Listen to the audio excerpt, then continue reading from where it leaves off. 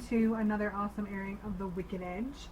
I am your favorite Wicked Wild Child, Tiffani-Beth, and I want to thank you for joining me on this very, very special airing of The Wicked Edge. I have an awesome show for you tonight, along with an awesome, awesome guest. As you know, I love to read, so I love to talk to authors, and we're going to have on the lovely Susan Cord, who's author of Scattered Thoughts and Each Wind That Blows. Hi, Miss Cord, how are you? Well, I'm fine, thank you. Excellent. How is the weather where you are? Hot and humid, and I'm very ready for September to actually arrive.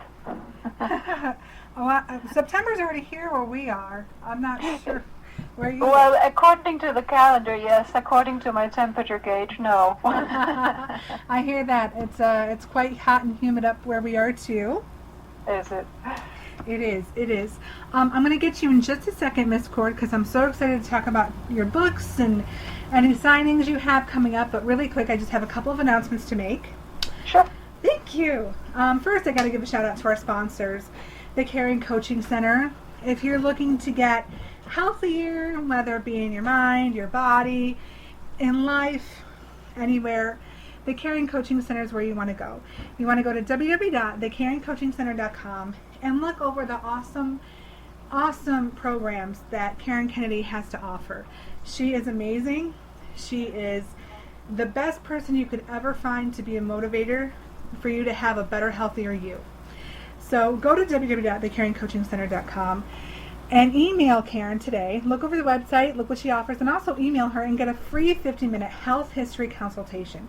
And what that does is, when you do that consultation, and it's everything she does with you is confidential. No one else sees these records.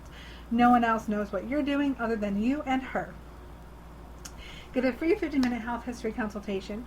And what that does is it helps her design a program to specifically meet and fit your needs. You want to lose weight? She'll help you lose weight. If you want to exercise more, eat better, maybe be a more positive person, she'll help you do that too. Anything you need, anything you want. So go to www.thecaringcoachingcenter.com and email Karen for your free health history consultation today. Also, the Rolling Hills Asylum. It's awesome. It's full of history. It's in East Bethany, New York, right outside of Batavia, somewhere near Rochester. It is 10 minutes away from 3 major locations, 2 airports and Batavia, which is the main town, which is kind of funny because really it's kind of in the middle of nowhere, and you kind of have to know where you're going in order to find it. But being that it's near 3 major locations, I'm sure you'd stumble upon it eventually. But it's so cool. It's an old asylum. It was a prison. It was a sick house for tuberculosis. And then it was a mental hospital. And some people lived there to be very, very old, and they lived a very, very long time. Sharon Farley and her partner Brad take care of the place. They are restoring it. They're also restoring the cemetery that's on the grounds. It is so full of history. And if you're into the paranormal and unexplained, she also does investigations. She can either do captive, which is a private investigation, up to 10 people, or you can do a public. So if you're kind of curious about the paranormal, but you're not so sure about everything else, you can go to a public investigation, or you can go on her many historical tours.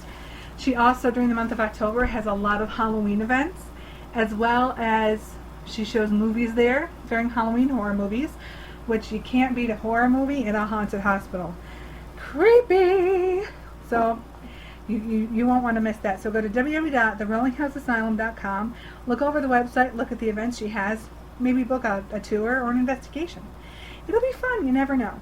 That's www.rollinghouse.asylum.com. Also, at the end of this wonderful September month, September 27th and 28th, we will be at the Roberson Science Center and Museum for Robercon. And that's like a sci-fi Comic-Con convention. I do believe Rod Serling's daughter is going to be there again this year. She was there last year. So there's going to be celebrities, there's going to be comic book writers, there's going to be sci-fi authors, there's going to be a bunch of things, and they encourage you to dress in costume. So whatever you want to wear, you can come. And you know what? I'm going to be there. Tiffani-Beth of the Wicked Edge, I'm going to be there. We're going to be broadcasting live, and I want you to come say hi. It's going to be a lot of fun. That's in Binghamton, New York, on Upper Front Street, and that is September 27th and 28th. You can either go to Facebook and look up RoberCon, or you can go to www.robersonmuseumandsciencecenter.com. That's www.robersonmuseumandsciencecenter.com. Or you can look up RoberCon on Facebook, like their page, and get the newest updates of the event coming September 27th and 28th. That's what I have. Oh, and next week, excuse me, next Wednesday at 8 p.m. Eastern Standard Time, I will be doing a tribute show in memory of those who lost their lives, survived 9/11 attacks, be at the Pentagon, as well as the towers, and some family members of victims, so people from Pennsylvania. If you have a story, if you were there, if you were a survivor, if you're a first responder, anybody, or even if you just remember where you were that day and how it affected you, I want you to call in, and I want to hear your story. So please be listening at 8 p.m. Eastern Standard Time, 5 p.m. Pacific Standard Time to the Wicked Edge on iHeart, DTM Wicked Radio, Freedom Talk Radio, Penn Station, and a whole slew of other ones. And don't be afraid to share your story. I want this. We can never ever forget 9/11, and we need to remember those who lost their lives. We need to remember those who risked their lives to save others, and we need to remember the survivors who have to live with us each and every single day, and we have to remember the families who have to live without their loved ones. So again, that's next Wednesday, the 10th, on the Wicked Edge at 8 p.m. Eastern Standard Time. So without further ado, I would like to invite our guest, Miss Susan Cord, author, fabulous woman. Hello, Miss Cord. How are you? Oh, I'm fine, thank you. Please call me Susannah. Susannah, I want to thank you so much for joining us today. It's my pleasure. Thank you for having me. Oh, anytime. Now, you have written several books, one being Scattered Thoughts, and now you have a new book coming out called Every Wind That Blows. Each wind that blows. Each Wind That Blows. I'm so sorry. That's okay. I'm bad with titles sometimes. I'm one of those people that'll be like, you know that book, the book that has a cover on it with like grass and trees and, it's a blue cover. It's a really good book. I'm one of those people. You're the one that guy wrote? Yeah, exactly. That guy with like the glasses and, he's kind of weird. Yeah. And my friends are like, Tiffany, you should just never recommend books. So I often just... I know what you mean. So I often just end up letting my friends like, here, this is a really good book, borrow it, because that's the only way it'll ever get, passed around my friend circle. Do you put your name in the book? Because I always forget to do that, and you never get the book back. You know what? I often don't. And there's been a couple of books I haven't gotten back. But, I know where these people live and I know where they sleep, so I'm not too worried about it. So I'm not too terribly worried about it. Some of the books that I really enjoyed, like I do love Stephen King and things like that. I'll be like, so what's the time limit on this book that you expect to get it done? And if they're like, well, I don't know. I'm like, no. I need a time limit. My mother loved Stephen King. She was a big Stephen King fan. He's definitely interesting. That's for sure. But what a mind. Huh?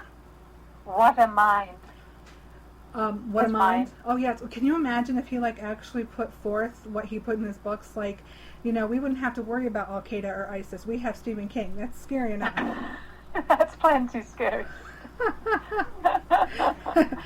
I mean, some of the things he writes about, I wonder where he comes up with these, and I'm like, I wonder if his wife is scared to go to sleep at night, because I certainly would be.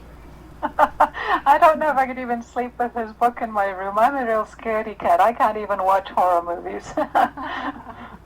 I'm actually a real horror movie buff, but I like horror movies that scare me, not gore me out. At least his are scary. It's not so sickening that you're like, oh, I can't look.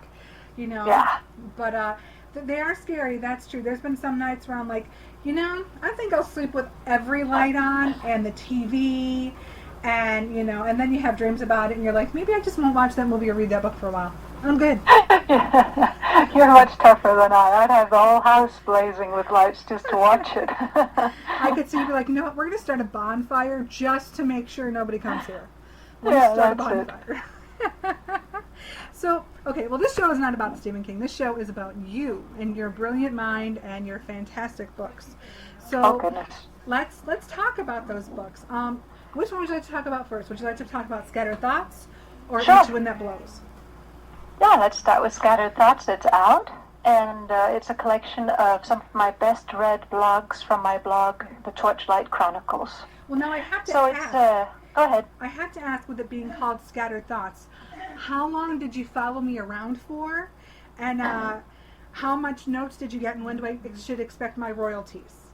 Because I will never tell. because with a title like Scattered Thoughts, I'm like, she was spying on me. How did she know I'm a scatterbrain? Holy crap. I figured there are a lot of us out there. More than we probably care to admit to. Yes. So, okay, so a bunch of your blogs, like, so is it like a bunch of short stories? It's a combination of just some of my, my blog is where I get to write about anything I choose. And so it's whatever hits me that day at that time. And sometimes it might be that I post something that happened to me that day, or something that made me think about something. Or it could be I stumble on something I once wrote, like a poem, and I'll put that on there. Maybe I see a video that I think is worth sharing, and I'll put that on there. Or I'll share some of my photography and write a little bit about what those pictures were about. So my blog is just kind of where I get to do whatever I want. Where, my other writing projects tend to be more focused than that. So the blog is where we took 10 or 11 of the blogs that we thought had done the best and put them together into a little book so that people could have an easy read. Some of them are longer than others. Some of them are just a page. Some of them are 10 pages or thereabouts on their Kindle. So it's just kind of an easy read, and you can read as much or as little as you like as you go along. That's awesome. That sounds like kind of like a fun book. It is. Because normally when you do read a book, whether it doesn't matter the author, if there is a book that has more focus on one subject, you tend to feel compelled to sit and read the whole thing from beginning to end because you'll be afraid you'll miss something. But with a book like that, it sounds like light reading, but light reading with interest. And body and substance, but one that you would be like, I'm really tired. As much as I don't want to put the book down, at least you can pick it up and it'll be fresh, something fresh that you're not worried that you missed something. Yes, and each piece is very different, I think. Yeah, I personally feel like each piece we put in there, is very much a standalone piece, but each piece is also quite different. It's I think it's quite varied. Yeah. Can you tell us a little bit about maybe one of your favorite excerpts or stories from Scattered Thoughts?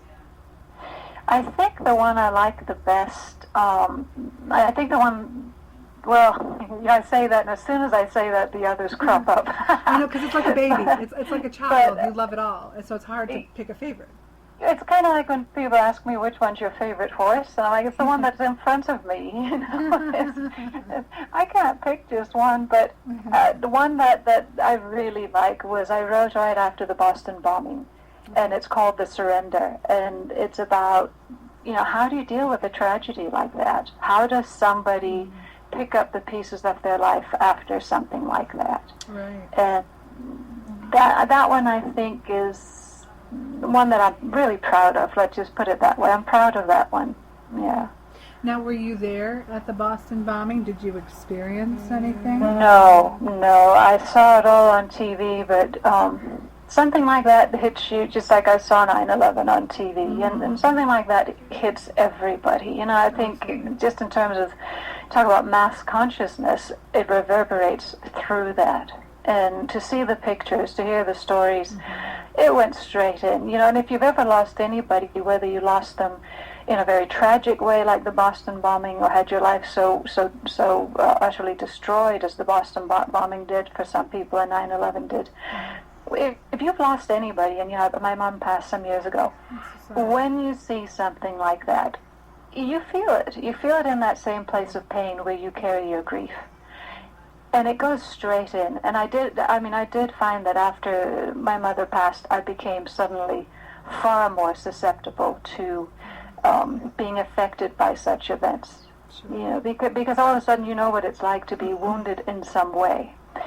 And other people's pain goes right to your pain. Mm-hmm. Oh, I completely agree. Hence why next week I'll be doing the tribute to 9/11. Yes, I heard that. That's lovely. I love that. Thank you.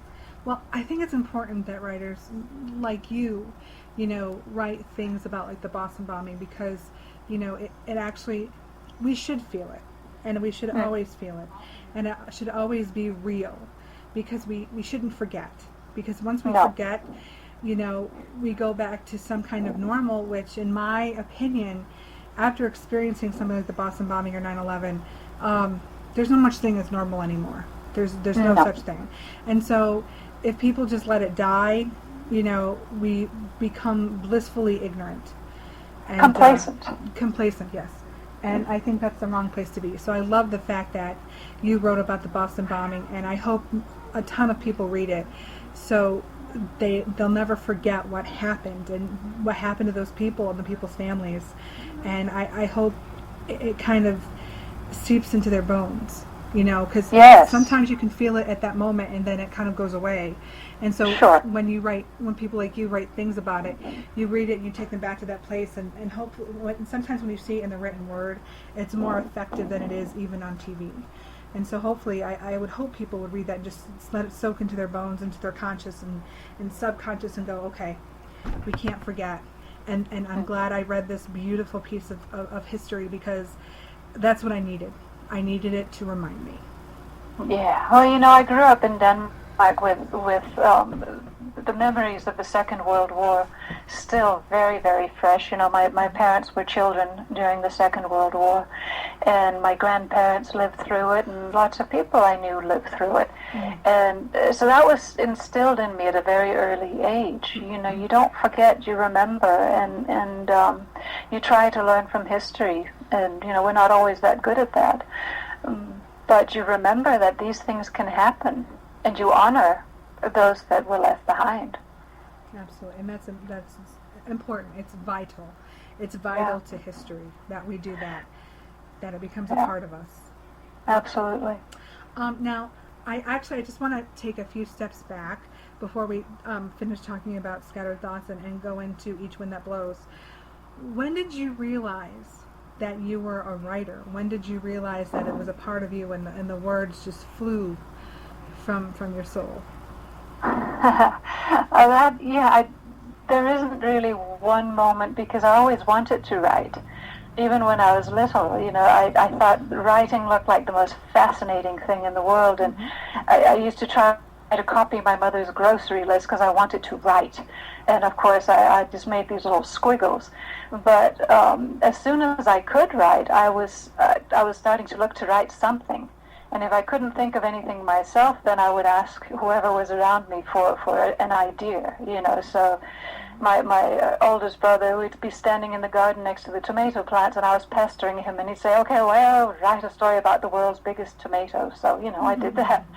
But it wasn't taken seriously as a career choice growing up. I come from a very sort of scientific type of family, so it was considered very nice that I wrote, but it wasn't considered something that I should go forward with as such. I was expected to become a doctor or an engineer or something like that, and in any case, I just always wrote. I wrote for myself. I wrote as a way of processing whatever was going on in my life. And then as I got older, the horses were also very much a big part of my life since the time I was a toddler. And so the horses really ended up eclipsing everything else for a very long time, and I would just write on the side.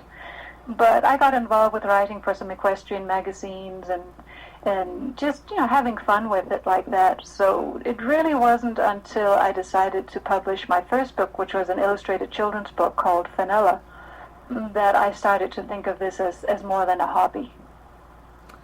Isn't it, I think the reason why to go back a little psychology, I think the reason why you probably didn't think of it was because your family pushed you so hard to be something else.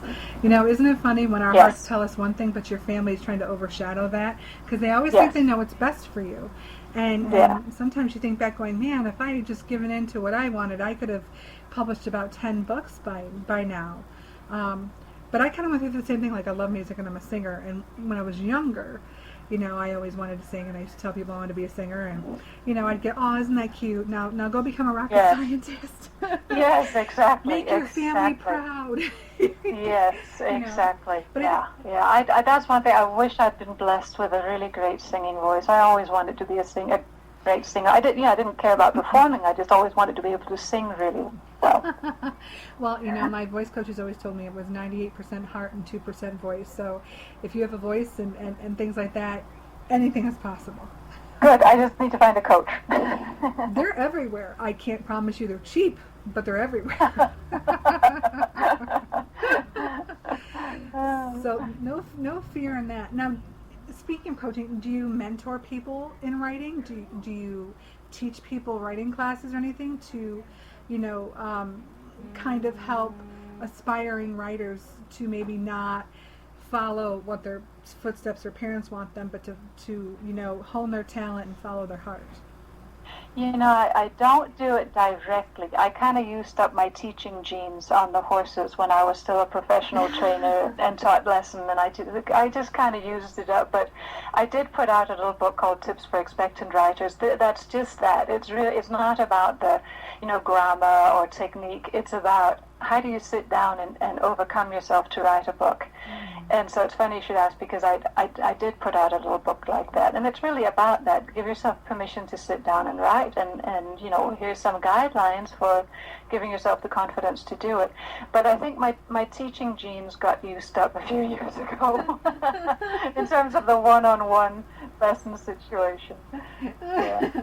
That could happen. Now, I do have to ask, though, if somebody is writing and they're getting kind of writer's block, how do you overcome that? Well, for me, it's, first of all, I give myself permission to have a writer's block. I don't fight it. I just kind of go, you know what, it's not there right now, so there it is, go do something else. And, of course, I'm blessed that I have horses, and they're my next best thing, and sometimes they're the best thing. And so I'll just get out there and be with my horses, and somewhere along the line it starts to loosen up, and sometimes it takes a few days, sometimes it takes a week, but I just don't worry about it. Mm-hmm. Because the second you start worrying, you start tightening the gap yourself. Sure. So the best thing is to just say, you know, it's okay, it happens to everybody, and sometimes it you know, to me a writer's block isn't so much that you're blocked, it's that you're processing what's coming. Right. So, you know, allow the process, trust the process. Chill out, watch a movie. I love that advice, because I think a lot of people put pressure on themselves, especially when they start something and it's good and they know it's good, but they you know, they come to a roadblock where, I don't know, if they just feel uninspired or something, and then they put so much pressure on themselves when they do finally get a spark to write. It wasn't in the what's the word I'm looking for, the spirit of what they started. You know, so I think that's such great advice. I love that advice. I absolutely, watch a movie, chill out. It'll come to you. Just don't force it. I love that. No, because there's nothing like stress to close down your creative self. That's the killer of any kind of creativity, is stress. Mm-hmm. At least for this kind of creativity, you know. So, if you want to get creative, do something that's fun or relaxing. Sure. Have a laugh, have a giggle, watch a comedy. Absolutely. Yeah, don't sit at your computer going, write something, damn it, write something. No, don't sit there looking at the page. Oh, God, no. I think that's the worst thing for you, because it's like, it's just white. It's just white. Yes. Yeah. And there's nothing more accusatory than a blank page. No, because then you'll just turn crazy, and then you'll be on medication, and just everything will go to hell. You know, just your friends go away, or your husband leaves you, your dog dies, and your truck breaks down. I mean, it doesn't work. Well, then in reality, then you have a lyrics for country songs. So really, if you look at it that way, if you can sing, you're in good shape. Well, now that you've thrown that element in there, more pressure. No. Oh my goodness. So, oh my God, I love you. You're awesome. So, The book Each Wind That Blows. What was the inspiration behind that? Oh gosh, that was really the big turnaround. Some years ago, well, first of all, I should say that I was very fortunate to spend some of my childhood in Kenya and in Zimbabwe, in Africa, and we'd go back and. Oh, I think we're having some technical issues. My heart. And I hadn't had the opportunity to go back for a very long time, and the opportunity came up to go on a writing safari and write about it for the magazine that I was writing for at the time. And I thought, well, isn't this a lark? I'll go with my friends who came up with the idea, and the magazine agreed on my behalf and all of this. And so off I went for 10 or 12 days. And I just thought that I was going to go have this wonderful time. And what it really did was just kind of opened me wide back up to life in a way that I hadn't felt since my mother passed. And it brought up a lot of things that I really kind of needed to look at. And it all had to do with the loss of my mother, the loss of faith in life, because I had been working as a horse trainer for a very long time and was really feeling down and out and burned out.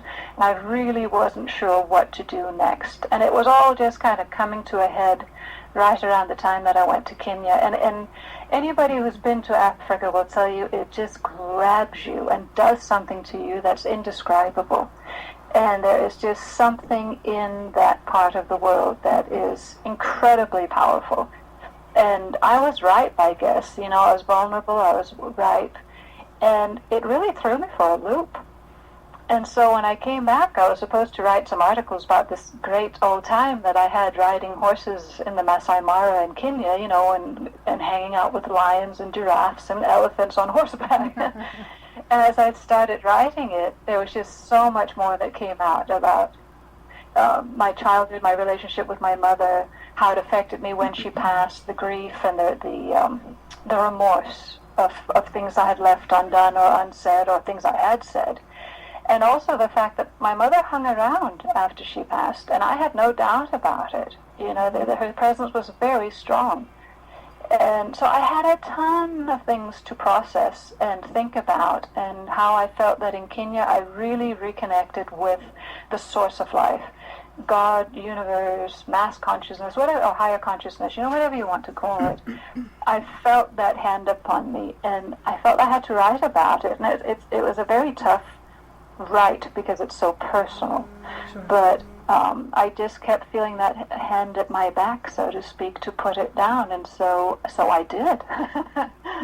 And that's Each Wind That Blows. Now, Each Wind That Blows, is that kind of like a meaning for each experience you experienced? Yes. Each Wind That Blows comes from a Shakespeare play, A Winter's Tale. And the full quote is, "I am a feather for each wind that blows." And it really describes my life very well, because I didn't become an engineer or a doctor. I didn't become anything. When I was 19, I just kind of up and ran away, so to speak. And I didn't know where I was going, what I was going to do. I only knew I couldn't stay and become what I was supposed to become. Mm-hmm. And after that, I really just kind of let life take me, where it was going to take me. And it was an interesting ride. And so the book addresses that too, when you live like that, both the pros and cons of living like that, and where it's taken me to at this point, and where I'm at now after this very huge transformative experience. One of my friends read one of the earlier drafts, and she said, "Oh my gosh, you wrote Eat, Pray, Ride." I like that. So, yeah, I thought that was cute. I don't know that it's on a par with Liz Gilbert's wonderful book, but yeah, I like the comparison. Well, I don't know. I like the way it sounds. I did see Eat, Pray, Love, and no offense to the author of that book, but the movie was not in love with it. I like the book better than I did the movie, but that's so often the case. It is, isn't it? Like, have you ever, and this is kind of a preemptive question, Have you ever thought if they did make a movie of any of your books, how you would gain the control so it wouldn't be turned into something it's not? Oh my God, I wouldn't know how. I don't know if there's a way to do that. I just, oh God, I think either you do it or you don't, and you hope, pray for the best. Very true, very true. That was and then you pitch a lot of screaming fits, and temper tantrums, and get a terrible reputation. Well, I don't know. Maybe that's the way to keep it. That's not what's in my book. Don't put it in there. I never said that. That's right. It's supposed to be a stallion, not a miniature. Oh, don't get me started on horses and movies. Oh no. I love it. I love the fact that you love horses, and I love the fact that your book is really. It's more so. You did say it's about you and about your journey. Now, in the book, did you put anything in there as a little extra, like maybe a romance, other than with a horse? Well, there were a couple of times we saw hippos having a moment, shall we say? But that's about it. Well, now the guides are very attractive and charming men, and I think that comes across in my book. But our safari guides, they're a lot of fun. But no real romance, I'm afraid. I'm happily married, so there wasn't anything going there. What would be ironic right now is if you said his name is Ed, because then people are like, really? I did really like my horse, Zebra. Sorry. Does that count? It does. I'm sorry. I couldn't help but make that joke. That's quite all right. Was there ever a time in writing your book that you were writing maybe about an emotional experience that you kind of had to stop to process it all over again? Was there any types of moments in the book that maybe people, should be aware of, and also to intrigue them to get each wind that blows? Oh, all the time. It was an incredibly emotional time, both being there and then writing it. Sometimes to the point that I couldn't really take it all in, and I really didn't get it and process it until I was home and started writing about it. I kind of unraveled it for myself at the same time as I wrote the book. And it was both things to do with realizing what really happened with my mother and I in the years where our relationship was complicated and difficult, but very, very loving. And but also with realizing the grief I felt at being a child that grew up extremely spiritually connected to an adult that really kind of had lost touch and wasn't sure, and how painful that was to be without that comforting sense of, yes, there's a connection, and yes, there's more, and I'm not alone.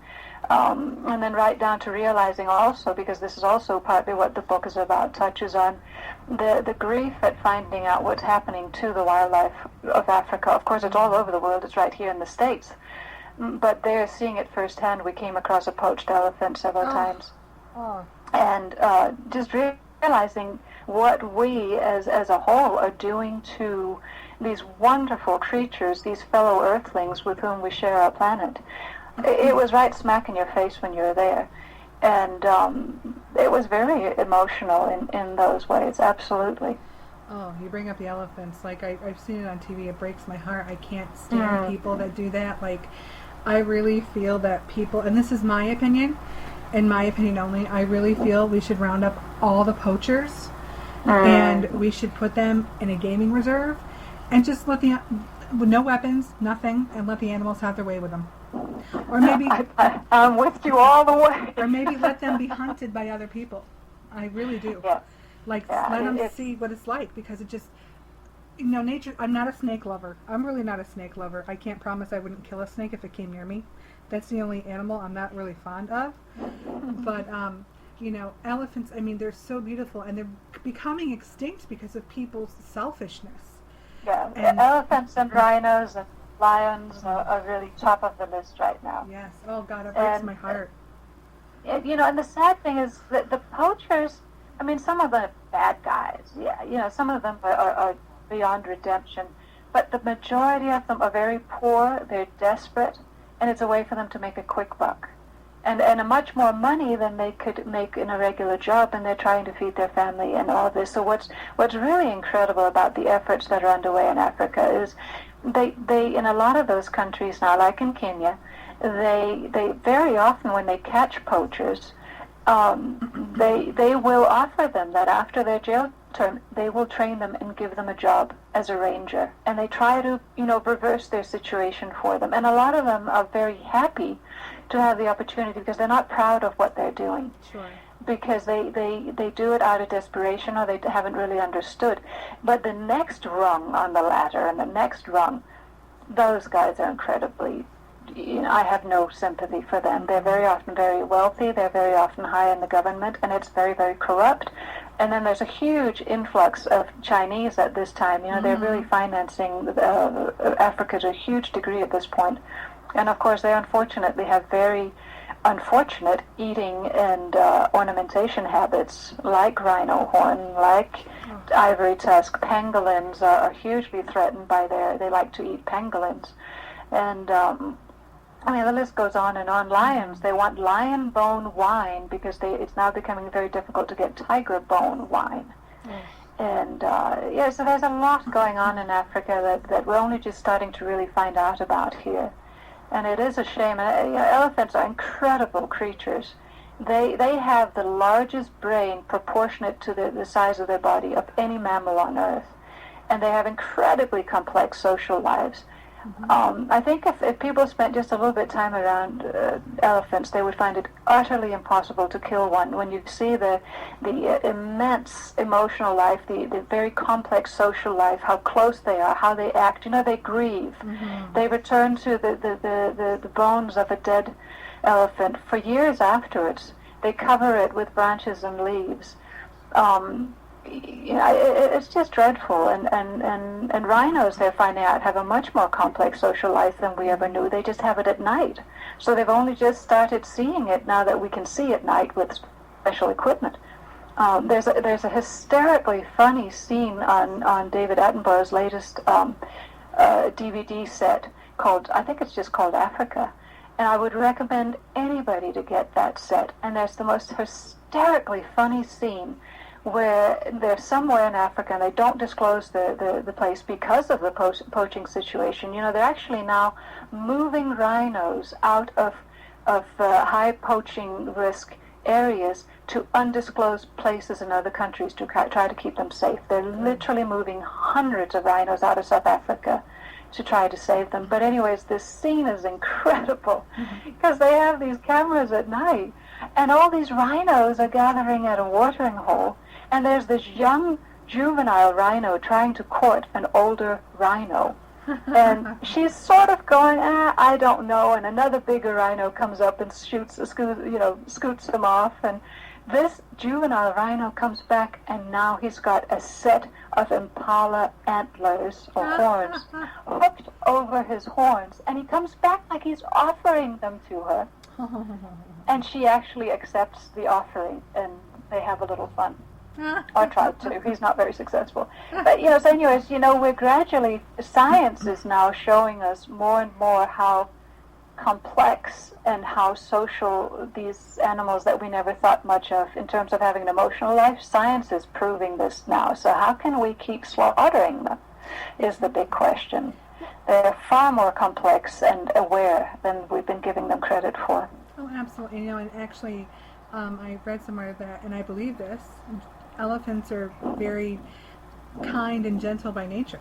Yes, they are. They don't want to hurt anybody. As a matter of fact, they probably just want to hug you and bring you into their circle. Doesn't matter you're human, other animal, whatever. That's what kills me. But you know what? It's not just in Africa. And I really hope they start moving elephants under pressure. And elephants and lions to other places too. They're not going to hurt a fly. Right. Absolutely. And I hope they move lions and elephants to other parts of the world, or whatever animals extinct, so they won't be poached anymore. But you know what? It's not just them too. All animals have a complex social nature. Cats, dogs. Yes. Because my dogs know when I'm upset. My cats know when I'm upset. They know when I'm happy, and they comfort you. And people still hurt them. And I'm not trying to get off on tangent here because we're here to talk about your book. But No, it's that's just, quite all right. That is something I'm very passionate about. Me too. I love animals. Again, like I said before, not a huge snake lover. I can't promise I won't. No, I'm not either. I have to admit I like warm, fuzzy Yeah, stuff. I can't promise I won't wield a machete at the sight of a snake. I'm sorry. It's just I can't promise that. Because they're not friendly, and I no. But other animals, I'm like, protect them, and snakes, I'm like, send them off to another island. I don't care if they live, I just don't want them near me. Yes, no, I'm with you on that. Perfect. We should get together and buy an island and just ship them all over there. Yeah, it could be Snake Island. There you go. And then we can put the poachers over there. There you go. There you go. You know, there'll be venomous snakes, there'll be anacondas, every man for There we himself. go. We fixed the world. We fixed it. We fixed it. It only took 2 women. See, what the hell's Obama's problem? It only took 2 of us. It's all really very simple once you get down to it. It really is. See, just, 10 minutes and we have everything solved. We're good. We're good. Next year we're running for president, people. Vote for Susan and Tiffany. Just vote for us. Yes, that's right. Oh my goodness. President of what? I don't know, but we'll run. President of Conservation. There you go. That's it. We got this. Conservation. We got this. Only took 2 of us. Oh my goodness. So I just love you. You have an open door on the Wicked Edge any time. You just let me know. Absolutely. So before we only have a few more minutes. I'm sorry we took so much time talking about that. I feel really, really bad. No, please don't. I'm happy to talk about that anytime. Excellent. Well, sometime we'll have to have you on to talk about, because pretty soon I'm going to have a show about rescues and everything else, animal rescues and stuff. So we'd love to have you on for that. You bet. Absolutely. Excellent. Do you have any other books you're working on? Anything else that people can look forward to with you coming out with writing? Actually, I'm working on a short story right now that I think is going to be quite fun. It's a little occult. It's a little bit different from anything I've written before. It also has to do with animals, but it's just a little different from anything else I've written, and I'm really having a lot of fun with it. And I say short story, but I'm starting to think my short story is not so short, and it might be more of a short book. So that's what I'm kind of fidgeting with when I need to take a break from editing each wind that blows. As I go and play with that. Yeah. So I'm looking forward to finishing that and putting that one out. I think that'll be a fun read. Awesome. That sounds like fun. It's fun. It's interesting. And when you get that book out, we'll have you on. And there's other shows on the network that are paranormal based and things like that. So that would be kind of fun to have you on their show to promote your book. Yeah. Thank you. That'd be lovely. Absolutely. The occult is actually extremely fascinating. There's so many different levels and variables, and it's crazy. So it'll be interesting to see that book and see where you go with it. Yeah, I think so too, and I'm still writing it. Like me, I can't wait to see what my mind comes up with. It's going to be epic. Yeah, exactly. Where's this going again? Yeah. Come on, brain. We got work to do. Let's be awesome today. Yeah, exactly. I say that to myself every day, and it's like, no. I think you just kind of go with the flow and do your best with what's in front of you, and you'll be all right. It's true. It's true. You have a cocktail or some wine, and then just let it go. Yeah. So where can people find your books? Do you have a website? Do you have a Facebook page? Yes, I have a website which is susannahcord.com, and Susannah is SUSANNAHCORD.com. And under there's all my books, and also my books are on Amazon. And so I'm really quite easy to find. It's all out there. I'm glad you said quite easy and put to find after it, because if you had just left it as I'm really quite easy, this could have turned into a whole other new show with a whole other new topic. And then I think my husband would counter that.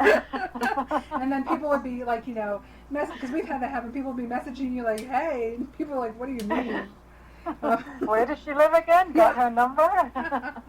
Where was that site again? Yeah, no, my books are easy to find. You have a great sense of humor. I absolutely love it. Absolutely love it. As a matter of fact, I'd like to make them a little more easier to find, your books, that is. And there's an author's corner on DTM Wicked Radio. We would love to feature you in our author's corner by putting up a banner for your book and a link to the website so people can go there and click on it. And when they click on it, they can go to your website and to where you can find your books. That would be fantastic. Thank you. It is our pleasure. Well, I have got to thank you so much for coming on The Wicked Edge. You have been nothing but fun and excitement, and I love your passion. I love the sound of your books. I cannot wait to read them. Thank you. I'm sorry I didn't get a chance to before, but sometimes I like to do that. Sometimes I like to talk to the author and then read the book because it makes me feel more connected to the book. I'm kind of weird like that. Oh, sure. Um, I don't think that's weird at all. yes, you would be the first. Maybe I'm weird too. That's why we get along so well. Yeah. Snake Island here. Sisters of Weirdness. There you go! This show is titled Sisters of Weirdness. It's going to be awesome. Oh, great. I feel a book coming on. Oh, there you go! We'll have to collaborate on that. It's going to be tales of just weird. Tales of the Weird. Great. I just lost track of thought. Holy bananas. People can find you there, and I can't wait to read the books. I'm so glad you came on. This has been nothing but so much fun. You've been gracious and kind, and thank you so very, very much. Everybody, you can find Scattered Thoughts, and you can find Each Wind That Blows on Amazon, right? And then... Well, Each Wind That Blows will be out later this fall. Okay. The Little Book of Scattered Thoughts and Tips for Expectant Writers and Fenella, A Fable of a Fairy Who's Afraid to Fly are all on Amazon. Say that 5 times fast. Yes. Well, you know what, when we'll put, like I said, we'll put you on the office corner. We'll just have your agent send us all the information. And then when Each One That Blows comes out, we'll make sure to put a big announcement about it. Again, I want to thank you so much for coming on, Susan. You are nothing but fantastic, and I absolutely loved having you on, and I can't wait to have you on again. Thank you. I had a great time. Thank you. And, by the way, Susan, if you are into the occult and like the paranormal, stay tuned for Paranormal Circus with Will Scoville and Alyssa Onyx. They'll be coming up with a new and exciting show. You're not going to want to miss it, so stay tuned. Everybody, I'm Tiffani-Beth, your favorite Wicked Wild Child. Tune in again next Wednesday for my 9/11 tribute special. I want to thank everybody for listening tonight. Thank my guest one more time. If she'll just hold on the line 1 second after I go off air.